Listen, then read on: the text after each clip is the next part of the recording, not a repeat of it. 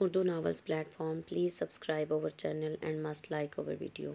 جب شام ڈلے ازڈیا باسی ایپیسوڈ 8 لاسٹ.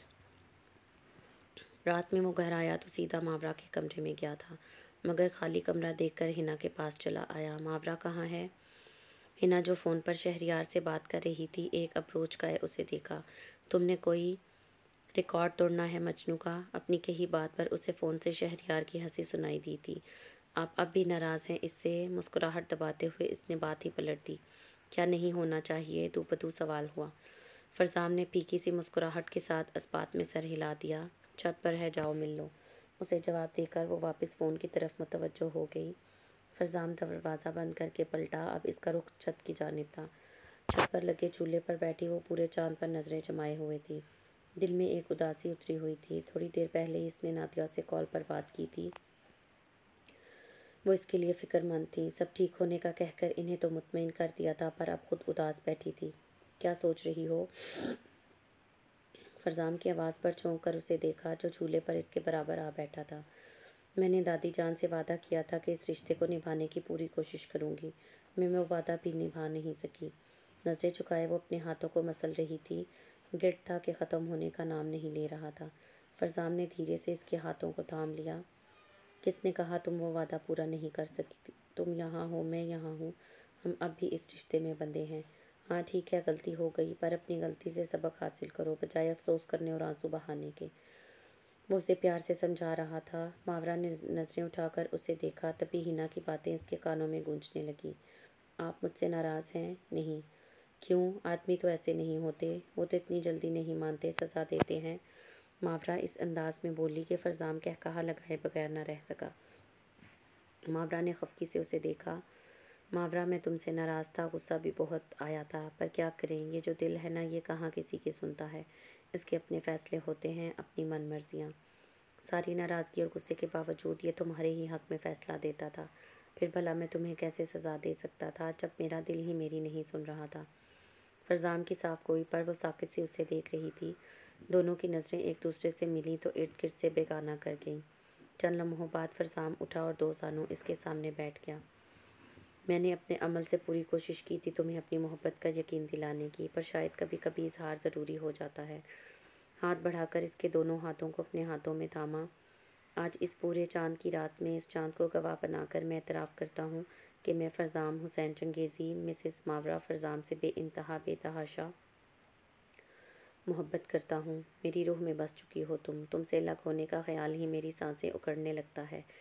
میرا وجود تم بن ادھورا ہے. کیا تم میری زندگی میں شامل ہو کر اسے مکمل کرنا پسند کرو گی؟ وہ سراپا سوال بنا اس کے جواب کا منتظر تھا. ماورا کو تو یقین ہی نہیں آ رہا تھا کہ محبت اس پر اس قدر مہربان ہو سکتی ہے. مسز، میں آپ کے جواب کا منتظر ہوں.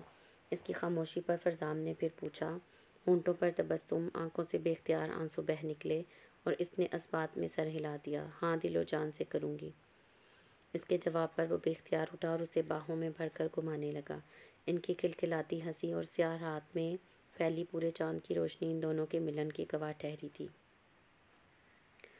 وہ اس وقت اپنے کمرے کی بالکنی میں کھڑی باہر برستی بارش کو دیکھ رہی تھی. ایک ہفتہ ہو گیا تھا اسے اور شہریار کو لندن آئے ہوئے. تب سے اب تک یہ تیسرا دن تھا کہ بارش رکنے کا نام ہی نہیں لے رہی تھی. لندن کا یہ بھیگا موسم اس وقت اسے کافی اچھا لگ رہا تھا. کیا کر رہی ہو یہاں؟ بیمار پڑ جاؤ گی. شہریار نے پیچھے سے اسے اپنے حصار میں لیا. اتنی بھی کمزور نہیں میں. ہنا نے اپنا سر ان کے کندھے سے ٹکا دیا. دونوں کی نظریں سامنے بھیگتے شہر کو دیکھ رہی تھیں. سب کتنا خوبصورت ہو گیا ہے نا؟ شہریار نے کہتے ہوئے اس کا رخ اپنی جانب کیا. مجھے ہمیشہ افسوس رہے گا کہ ہمارے قیمتی سال میری بدگمانی کی نظر ہو گئے. وہ اس کی آنکھوں میں جھانکتے ہوئے بولے. عالی، جو ہونا تھا ہو گیا. ماضی پر اختیار نہیں، پر ہمارے آج پر ہمارا مکمل اختیار ہے. ہم دونوں مل کر اسے خوبصورت بنائیں گے تاکہ مستقبل میں یاد کرنے کے لیے ہمارے پاس بہت سے حسین لمحات موجود ہوں. ہنا کی بات پر ایک جاندار مسکراہٹ نے ان کے لبوں کو چھوا تھا. وہ جھکے اور جیسے یہ لمحے ٹھہر سا گیا تھا. خوبصورت لمحات میں سے یہ لمحہ مستقبل کے لیے درج کیا جا رہا تھا. چند سیکنڈز بعد وہ دور ہٹے تو کوسوں قزح کے رنگ سے اس کا چہرہ گلنار ہو رہا تھا. بیوٹیفل.